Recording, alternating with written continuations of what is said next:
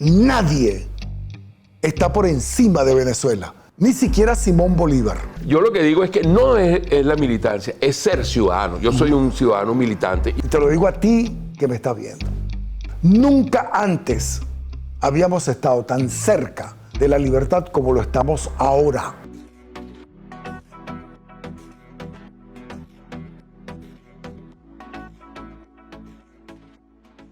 Bienvenidos a esta nueva emisión de su podcast Venezuela en Crudo. Les habla Horacio Medina. Es un verdadero placer, un privilegio contar con ustedes. Y antes de comenzar, recordamos que se suscriban y que puedan consultar las redes sociales de PDVSA Ad Hoc que ustedes tienen allí en su pantalla. El día de hoy es un día especial porque además es una persona de mi alto aprecio y consideración. Yo quiero decirles que seguimos en la misma línea de construyendo consensos, ideas para pensar a Venezuela. Algunos amigos me dicen que repensar significa que ya fue pensada. Yo creo que sí, pero bueno, para pensar o repensar Venezuela, otra Venezuela. Pero para eso necesitamos anclar un poco en el pasado porque hay un deliberado propósito en estos últimos 27 años en eliminar la memoria histórica de los venezolanos. Y yo creo que es importante tenerla presente porque Venezuela existía y bastante bien, quizás no tanto como nos gustaría, pero existía y tenía cosas bien interesantes. Nuestro invitado de hoy, digo, es licenciado en Comunicación Social de la Universidad Central de Venezuela, la casa que vence la sombra. Y es además un excelente actor, destacado por su versatilidad. A lo largo de su carrera ha demostrado un gran talento tanto en la actuación como en comunicaciones y producción de contenidos, lo cual le ha permitido integrarse de una manera efectiva en distintos proyectos de televisión, teatro y cine, desarrollando personajes que han dejado huella en el público venezolano. Además de esto, tiene una destacada capacidad para adaptarse a los diferentes géneros y estilos. Su participación en proyectos de gran renombre han consolidado su reputación como un profesional comprometido con su oficio y la calidad del trabajo. Además, su habilidad para comunicarse y conectar con el público lo ha llevado a ser una figura relevante en los medios de comunicación, particularmente en Venezuela. En su faceta personal, es conocido por su carisma y su cercanía con el público. Su formación en comunicación le ha permitido cultivar una gran empatía y una habilidad para relacionarse con las personas, lo que lo ha convertido en un referente tanto en el ámbito artístico como en el ámbito de lo social.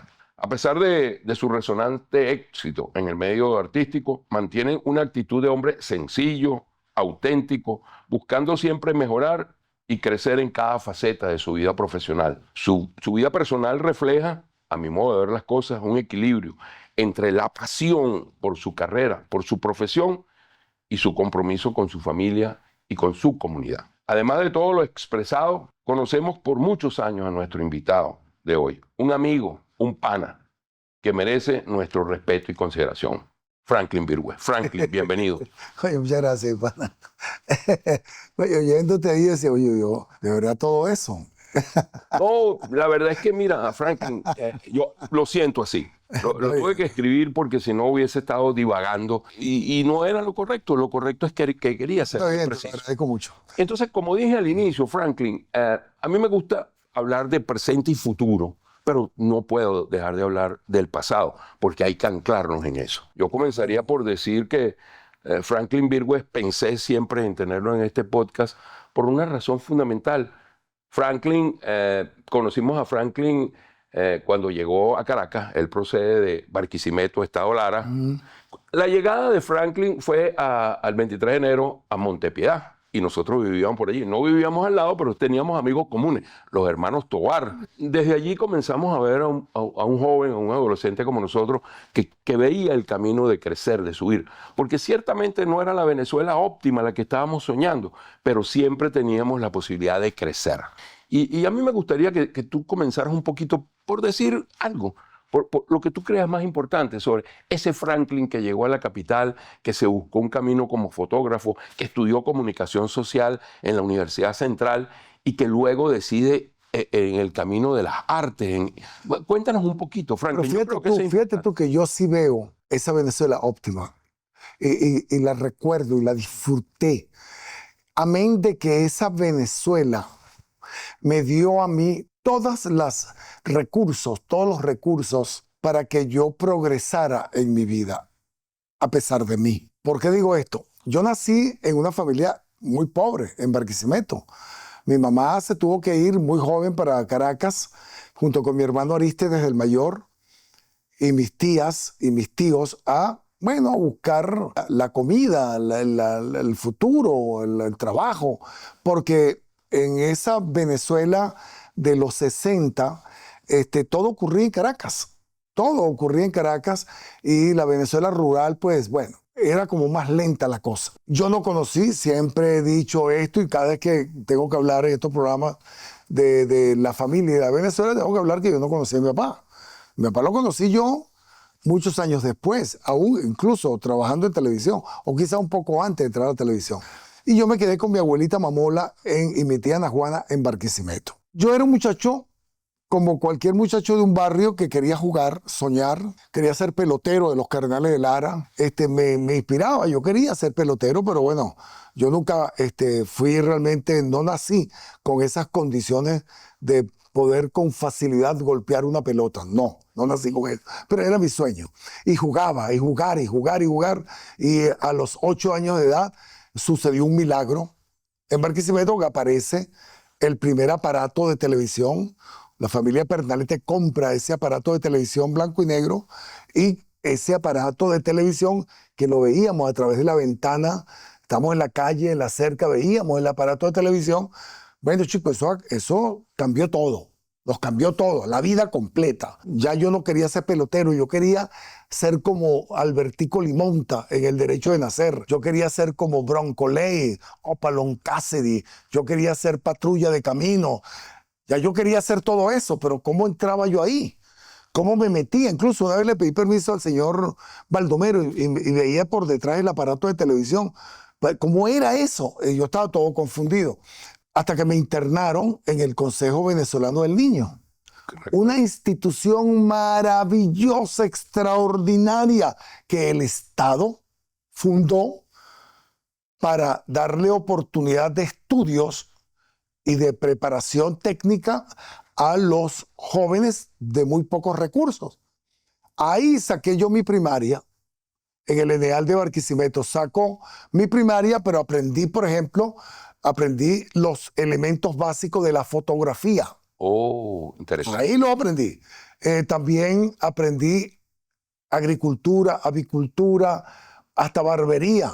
Y estaba metido en todos los actos culturales. Porque la idea mía era algún día trabajar en lo que yo llamaba la caja mágica, que era la televisión. Entonces, cuando yo salgo del internado, mi mamá cumple su palabra y al salir del internado con mi sexto grado, ella me dio la autorización y yo salí, aún siendo menor de edad. Salgo del internado, de ahí me voy a Simón Rodríguez, bloque 1, donde vivía mi mamá y mi tío, pero ya mi mamá se había mudado para Montepiedad. Al día siguiente me fue a buscar mi hermano y me fui. Seguía en Simón Rodríguez parte de la familia y la otra parte se mudó a Montepiedad, donde conocí a mi otra familia, la familia Tobar. Ok, yo te conocí ahí nos conocimos efectivamente en la calle Real de Montepiedad. Mi padrino Tobar, él rentaba allí, mi tío Abraham trabajaba allí en un estacionamiento, allí, ¿no? Bueno, ahí comencé yo a disfrutar y a respirar a esa ciudad hermosa llamada Caracas, porque Caracas para mí es una cosa extraordinaria, es algo mágico. Y jugando béisbol en el 23 de enero con el Mopsona 10, el manager que se llamaba Hernández, me dice, mira, están necesitando personal en un nuevo periódico que van a fundar en la cadena Capriles. Y yo le había dicho que yo había aprendido algo de fotografía y que quería ser fotógrafo, ¿no? Siempre con la idea algún día trabajar en la televisión, pero eso no se lo decía a nadie. Y voy a la Torre de la Prensa y Escalona, el administrador, me atiende y necesitaba un office boy, un mensajero, pues. Yo comencé en el diario Extra, que era un diario deportivo, y mi labor era llevar el material de los periodistas a los talleres, al linotipo, y buscar en el laboratorio, en el archivo, las fotografías, buscar en los clichés, ¿no? Los peloteros famosos en esa época eran Luis Aparicio, César Tobar, Vitico Davalillo. y buscar en el tercer piso las informaciones que generaban las agencias sobre que había bateado Aparicio, que había bateado... Te fuiste adentrando. Exacto, entonces yo iba llevando el material, buscaba material y le compraba el café y la comida a los periodistas, a que Gervasio al frente o en las areperas de la zona de la Torre de la Prensa que quedaba, donde está el Panteón Nacional. Cuando fui cogiendo confianza a los meses, un fotógrafo, Víctor Faneite, un gran amigo mío, creo que todavía vive, está en Barquisimeto. Víctor me regaló una cámara vieja que él tenía, que era una Yasica 6x6. Y después yo compré una Pentax de 35 milímetros. Pero esa Yasica de 12 exposiciones, yo la tenía ahí guardada en la redacción porque a veces no había un fotógrafo. Y cuando necesitaban un foto, yo tengo mi cámara aquí y yo puedo tomar la foto y que ellos revelen. Pila, todo el tiempo. Pila ahí porque yo quería meterme. Mi primera fotografía fue un torero desconocido para aquel entonces. Y ese torero hizo historia en el mundo de la tauromaquia. Lo llevó Positivo, un periodista de tauromaquia, lo lleva a la redacción y bueno, lo presentó allí, no había fotógrafo, saqué mi cámara, le tomé las 12 fotos que tenía el rollo. Ese torero se llamaba El Niño de la Capea. Oh, claro, imagínate. Famosísimo Sí, después. claro. Bueno, esas fotos salieron en la portada del diario Extra. Y por primera vez veo mi nombre allí, foto Franklin Virgüez, con las diéresis en la U. ¿Qué te quiero decir con este cuento que te eché? Que una institución como el Consejo Venezolano del Niño, una institución del Estado de aquella Venezuela de la época, me brindó una oportunidad. Me enseñó lo básico del arte de la fotografía, porque yo después estaba súper pila ya, sabía hacer mi trabajo, pero estaba casando a Miguel Ángel Capriles. Cuando llegó el hijo Miguel Ángel Capriles, yo lo esperé en el piso 9, esperando que se bajara ahí, no que subiera al penthouse donde vivía. Pues se bajó en el 9. Cuando abrió la puerta, le dije, señor Capriles, ¿cómo está usted? Disculpe, yo soy Franklin Virgüez, yo soy office boy del diario Extra y de vez en cuando hago trabajo de fotógrafo ahí Yo quisiera que me dieran la oportunidad de trabajar con los fotógrafos del periódico, Julio Tomás Liendo, y con Héctor Rondón, premio Pulitzer de fotografía, el de la foto del porteñazo. ¿Te acuerdas? Claro, de ese me acuerdo. Él es tío de César Miguel Rondón. ¿Y cómo se llama usted? Franklin Virgüez. Está bien. Yo hablé con la secretaria. Como a los 3 días me llamó Héctor Rondón. Mira, pues me dieron la orden de que trabajaras conmigo como asistente. Comencé a trabajar como asistente de ellos y a los pocos meses ya yo era fotógrafo. Entonces me decían el ofitógrafo. Comencé a trabajar como fotógrafo y me hice fotógrafo en la cadena Capriles, el reportero gráfico, y luego comencé a tener contacto con lo que yo quería, que era la televisión. Ahora, pues, hay una cosa que quiero resaltar en lo que has dicho y entendí perfectamente cómo llegamos a esto. Pero quiere decir que en instituciones del Estado, tú estudiaste tu primaria, Claro. estudiaste después tu bachillerato A en eso la voy, Universidad Central. Pero ¿por qué estudio bachillerato? Ya yo era actor de la televisión. Yo había estado en el teatro universitario 2 años, ad honorem, trabajando para crecer como actor.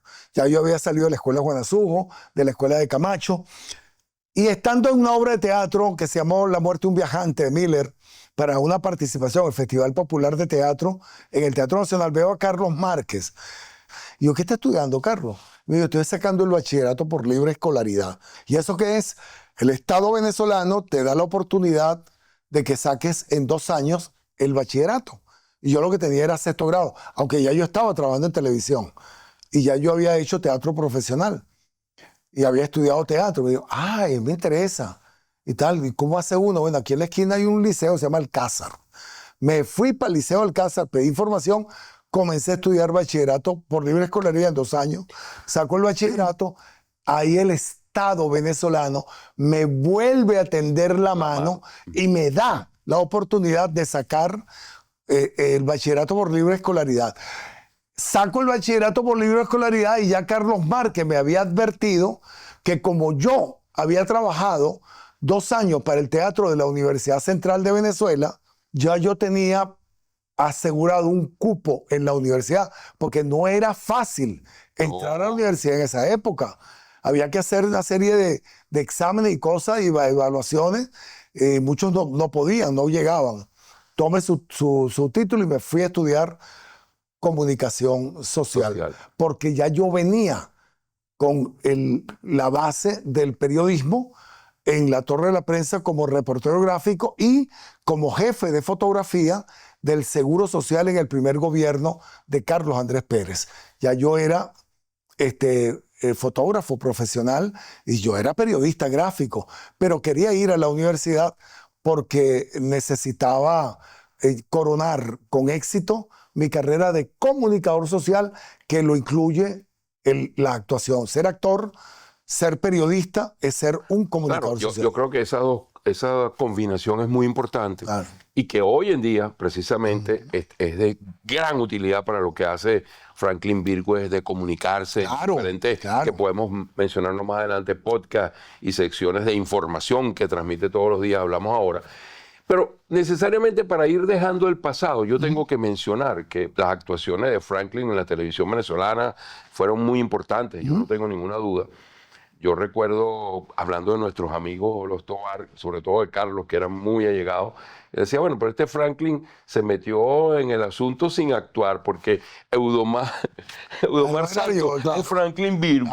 Claro. Entonces, y recuerdo que esa novela, que ha sido tremendamente criticada por muchos, yo no me he sumado en eso, porque yo lo que creo que allí se planteaba una problemática social que decía, necesitamos ayuda.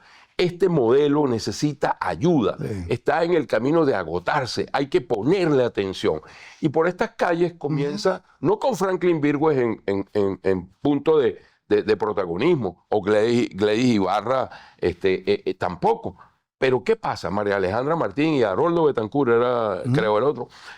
Comienzan no a ceder espacio, sino a permitir la inclusión de un protagonismo de varias historias dentro de la misma novela, así como yo lo interpretaba. Y todas tenían un aspecto crítico, un aspecto de señalamiento, y además llamaron la atención. Batió todos los récords. ¿Qué te dejó la novela catapultado, un muchacho todavía joven, ¿no?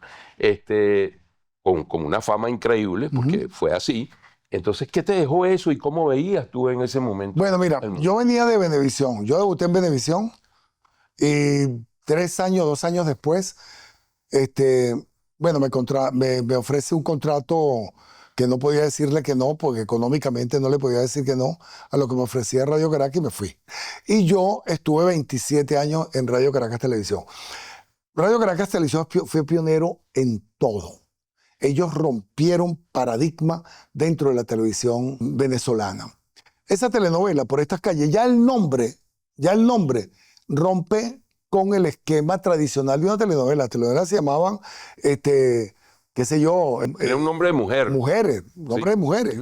Lucecita, whatever. Pero nunca Por estas calles, que eso lo determinó la canción de Giordano. Que era el esposo de María Alejandra Martín en esa época. Habían 3 protagonistas, María Alejandra Martín, Haroldo Betancourt y yo, y un perro que estaba ahí. Pero no fue así en la realidad, porque las subtramas de la telenovela se iban comiendo las otras tramas. Cada trama llegó a convertirse, esa novela duró casi 3 años. Entonces esa novela, las subtramas se convertían en protagonistas durante mucho tiempo. Y recuerdo cómo se llamaba el Rodilla. El Rodilla Chivo. Se comió la novela. Claro, ese también fue algo interesante. Y además, porque creo que fueron inteligentes en evolucionar del niño malandro al niño regenerable. Claro, al final tuvieron que sacarlo del aire porque el Congreso se opuso a que ese niño matara a policía y se cayera a tiro. Pero era en realidad. Sí, pero había que tener ciertos límites. Entiendo. Hay otra cosa que ocurrió Por estas calles, es que sin nombrar a personajes, se pretendió jugar a la antipolítica, o se jugó a la antipolítica, que ahí es donde te dicen Por esta calle le hizo un daño. De hecho, yo he contado esta anécdota miles de veces, la voy a repetir ahora. Una vez yo me conseguí con Carlos Andrés Pérez en Nueva York y lo saludé con mucho cariño. Usted trabajó en una telenovela que le hizo mucho daño a Venezuela y a mí en lo personal. Y yo le dije, cónchale, yo lo lamento, presidente. Yo soy un 15 y último y un empleado. Entonces se va, me invitó, me dijo que me sugirió que era lo que yo debía comer en ese restaurante Joyce Café se llama. Se da la vuelta y me dice, Eudomar, como vaya viniendo, vamos viendo. Claro, una frase. Porque él veía la telenovela, pero sí, efectivamente la telenovela jugó en su momento cuando aquel personaje llamado el Don Lengua, que lo hacía Alexander Milich, que cerraba los capítulos con una frase Sí, con una del negro de Tomás Enrique, Alexander Milich leía un editorial o actuaba, decía un editorial. El editorial se lo escribían en la presidencia del canal. Entonces era jugar a la antipolítica y a ir erosionando, lamentablemente, a los partidos del statu quo. Nosotros cometimos errores con esa maravillosa Venezuela de esa época. Los actores poco opinábamos sobre política. Prácticamente. Porque decíamos, no podemos fraccionar o la querencia del Jopellano, de la DECO, nos metíamos en política. Mientras tanto, el cinturón de miseria crecía cada día más y más y más. Yo me refiero a eso. Claro. Habían señales inequívocas de que necesitábamos. Claro. Entonces, pero ¿qué decía uno? ¿Qué decía yo? Para hablar en mi persona. Que eso no era problema mío, eso era problema del Estado, de los gobiernos. Un error, sí era problema mío. ¿Sabes por qué? Porque es que nadie está por encima de Venezuela. Bueno, y eso es una de las cosas que yo quería abordar contigo. Más allá de la frase de cómo va viniendo, vamos viendo, que es la antítesis de la planificación, pero que definitivamente formaba parte de lo que era la realidad. Franklin sigue en Venezuela, cierran Radio Caracas Televisión, si no me falla, me corrige y si estoy equivocado, Dale. no problema. Cierran Radio Caracas Televisión.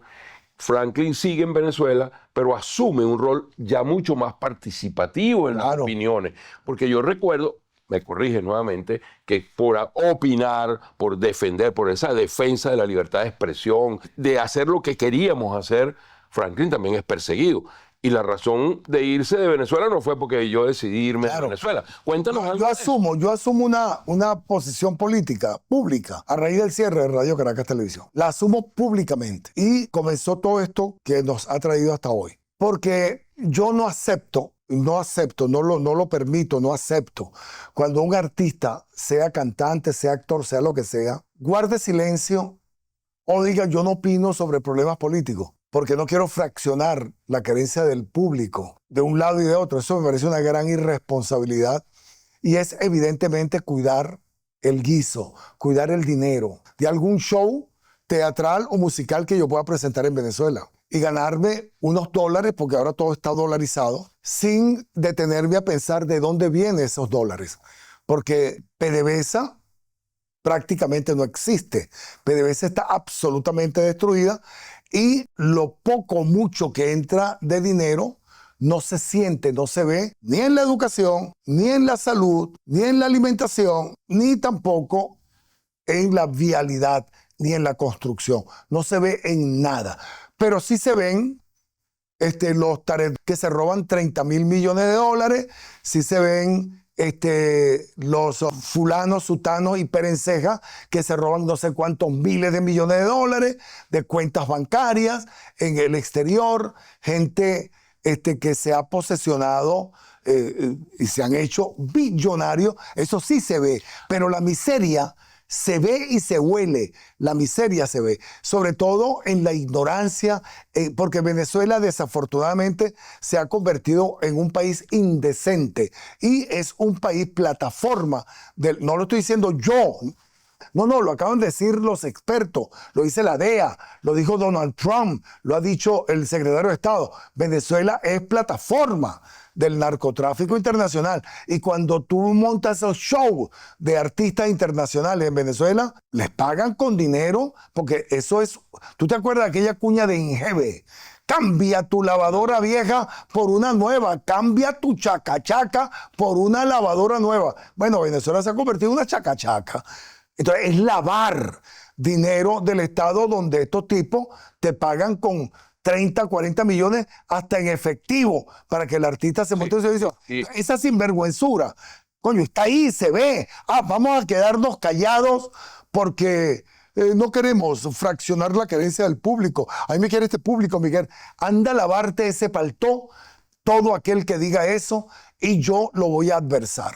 Nadie está por encima de Venezuela, ni siquiera Simón Bolívar, y mucho menos un cantante o un actor va a estar por encima. Allá iba, porque yo creo que siguiendo el hilo conductor de a dónde quiero llegar al futuro, yo creo que antes de ser ingeniero, yo soy un ciudadano venezolano. Claro. Igual que tú, antes de ser actor o licenciado en comunicación social, eres un ciudadano. Claro. Yo lo que digo es que no es la militancia, es ser ciudadano. Yo soy un ciudadano militante y por eso muchas veces doy mi opinión, aunque la gente diga, oye, pero tú no deberías decirlo. No, no debería, no. El hecho de que yo sea presidente de PDVSA ad hoc o el hecho de que yo sea ingeniero de petróleo, soy ciudadano venezolano y es mi deber opinar sobre esto. Y por eso tomo esos riesgos también muchas veces. Claro. Y lo asumo claramente. Ahora bien, fíjate, Franklin, hay otra cosa que para ir encuadrándonos en el futuro, te ves obligado a salir de Venezuela. Mucha gente piensa equivocadamente porque todas estas polarizaciones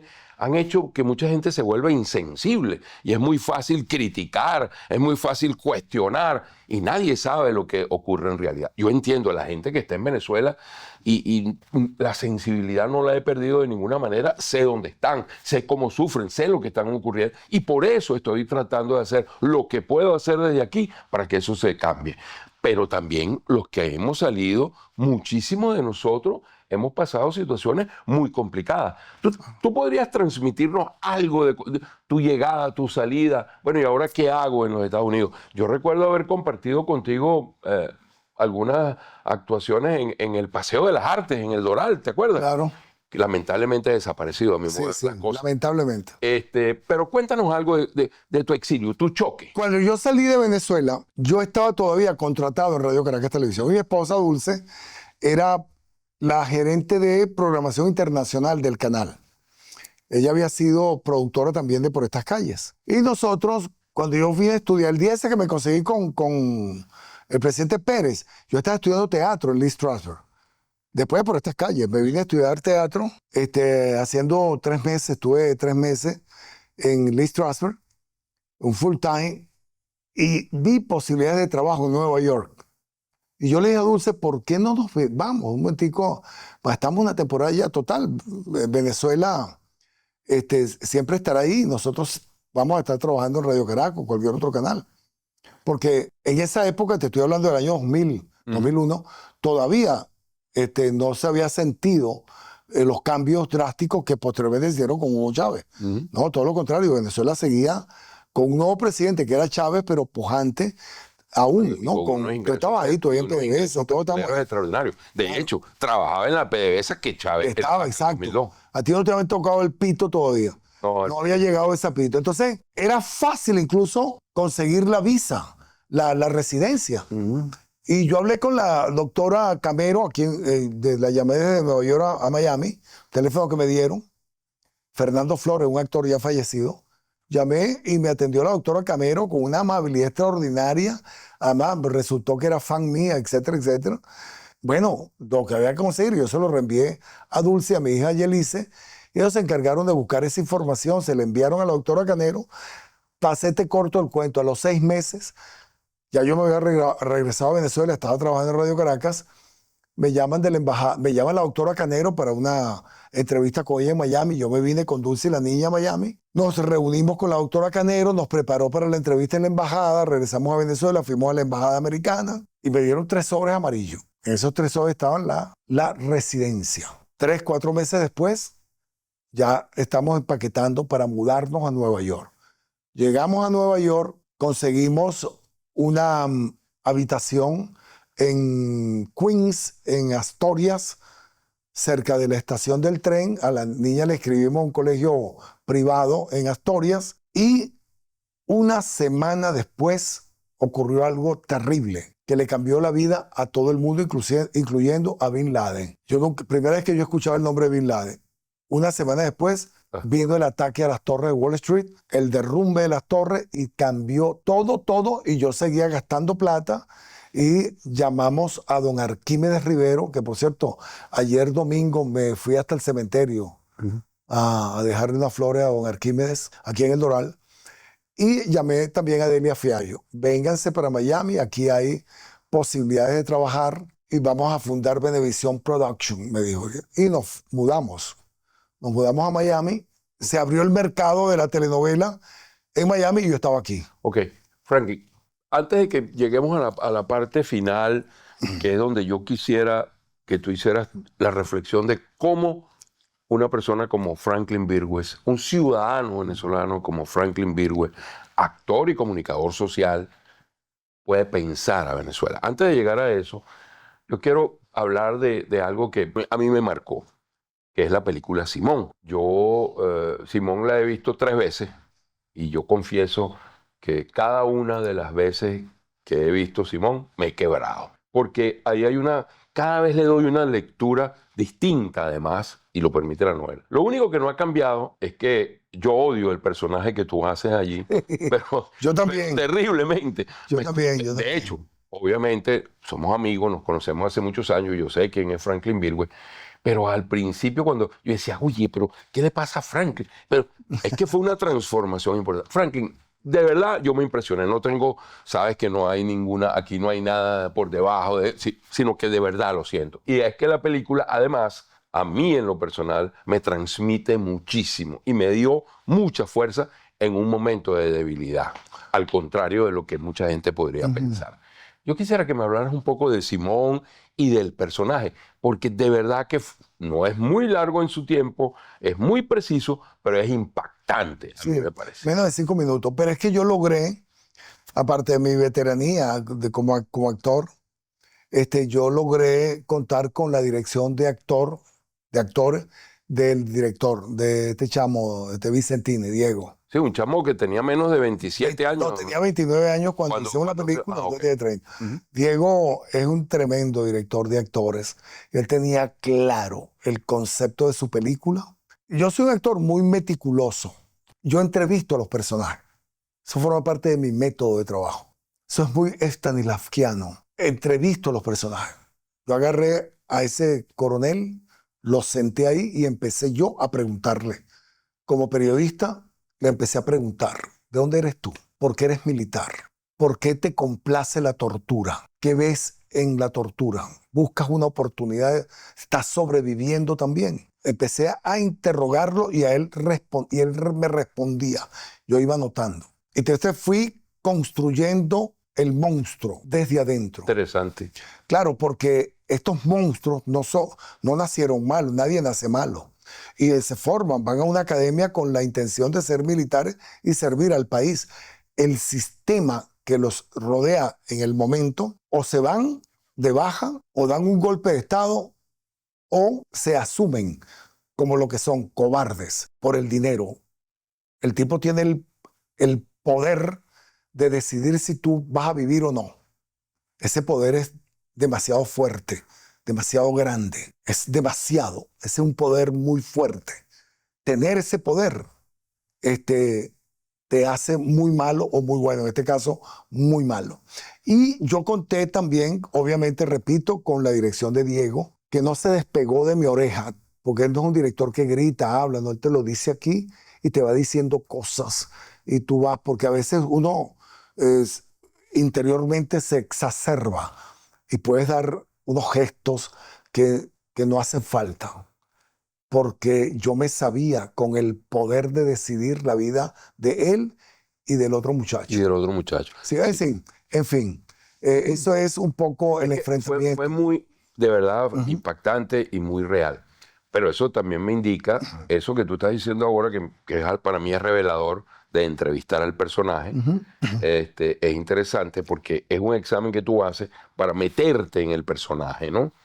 Y creo que eso es una experiencia muy interesante. Ahora bien, Franklin Virgües, hoy, un hombre que está dedicado a la actuación, que después recientemente tenemos aquí Relatos del Exilio, que hay algunas otras series en las cuales tú estás trabajando, que sigues animado.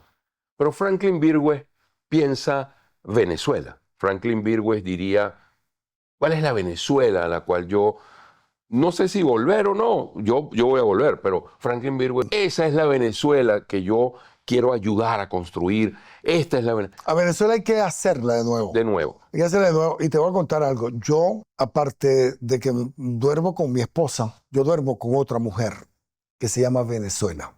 Ella se acuesta conmigo, yo me acuesto con ella y yo amanezco con ella.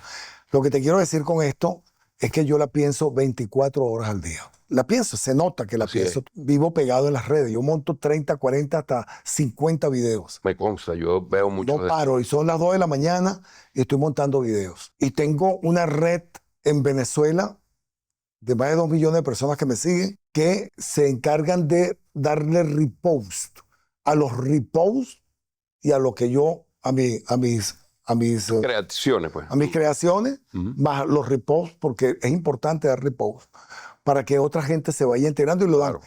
Ellos guardan esos teléfonos, no salen a la calle, están ahí, salen otros. Pero ellos se encargan de dar reposts. Es importante la información.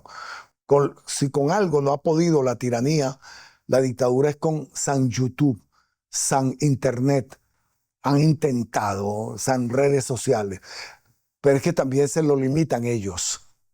Y a ellos no les conviene limitarse. Entonces la gente se inventan apps, se buscan apps. La gente está pila en Venezuela en cuanto a eso. Y yo sí voy a regresar a Venezuela este año.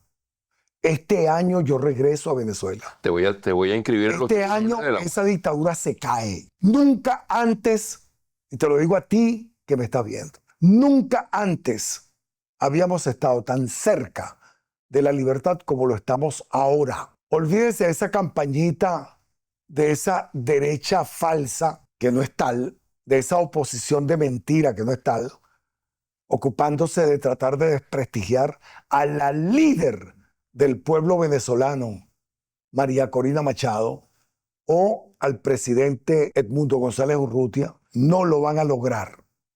Imposible. Y este año nosotros vamos a regresar a Venezuela para ayudarla a rehacerse. Tú en lo que te concierne, que es el petróleo, yo en lo que me concierne, que es la cultura.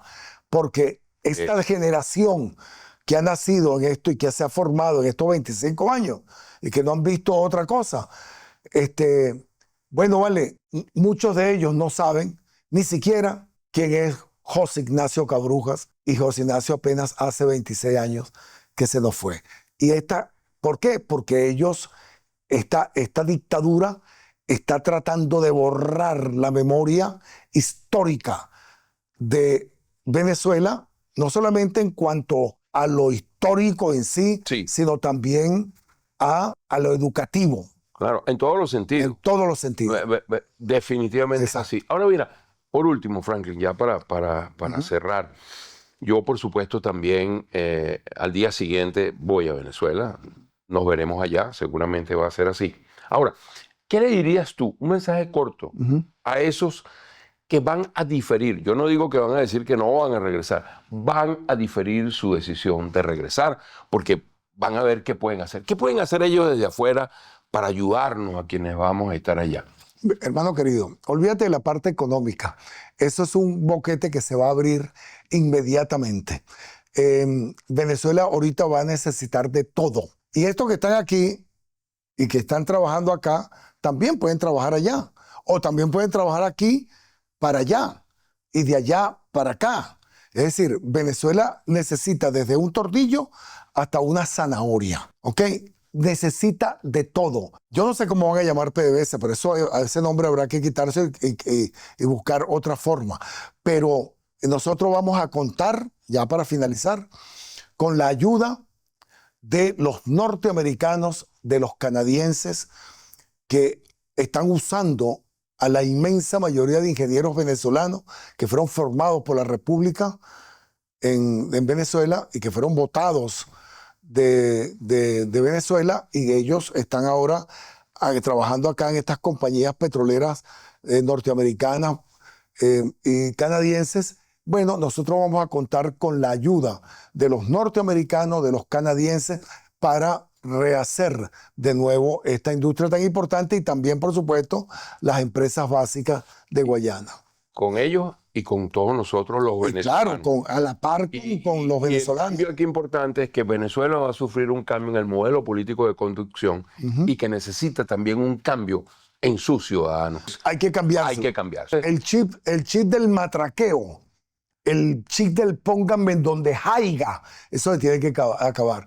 Porque Venezuela no puede seguir siendo un país de mediocres, no, o de huelefustanes. No, Venezuela tiene que ser un país en manos de gente valiosa, formada en el país, formada fuera del país. Chico, Venezuela no solamente formó gente, sembró el petróleo a través del plan de beca Gran Mariscal de Ayacucho. Uno de los mejores logros. Eso hay que rescatarlo para que este tipo de hueletraseros del chavismo, el pónganme donde haiga, se acabe en Venezuela.